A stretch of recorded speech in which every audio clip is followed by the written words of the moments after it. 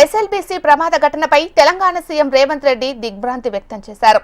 సహాయక చర్యలు వేగవంతం చేయాలని అధికారులకు ఆదేశాలు జారీ చేశారు. నాగర్ కర్నూలు జిల్లా కలెక్టర్, ఎస్పీ, అగ్నిమాపక సిబ్బంది, హైడ్రా ఇరిగేషన్ విభాగం అధికారులు ఘటనా స్థలానికి చేరుకున్నారు. సహాయక చర్యలు కొనసాగుతున్నాయని మంత్రి ఉత్తమ్ కుమార్ రెడ్డి చెప్పారు. మంత్రులు ఉత్తమ్ కుమార్ రెడ్డి, జూపల్లి కృష్ణారావు, ఇరిగేషన్ సలహాదారు ఆదిత్యనాథ్ దాస్ ప్రత్యేక హెలికాప్టర్లో ప్రమాద స్థలానికి బయలుదేరి వెళ్లారు. మరి ఇదే అంశానికి సంబంధించి మరింత సమాచారాన్ని మా ప్రతినిధి అశోక్ అందిస్తారు. అశోక్.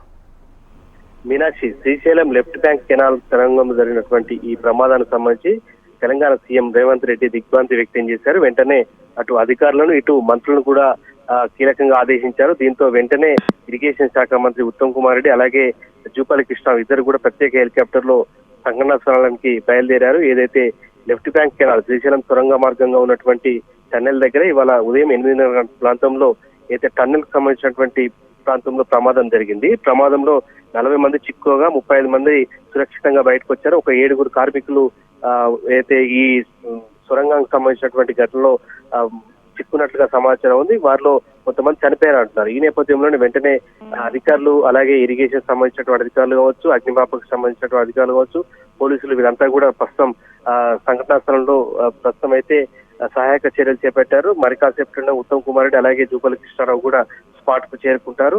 4 రోజుల క్రితమే పనులు ప్రారంభమైనటువంటి నేపథ్యంలో జరిగినటువంటి ప్రమాదంపై సీఎం రేవంత్ రెడ్డి దిగ్భ్రాంతి వ్యక్తం చేసి వెంటనే సహాయక చర్యలను ముమ్మరం చేయాలని చెప్పి కూడా ఆదేశించారు. మీనాక్షి.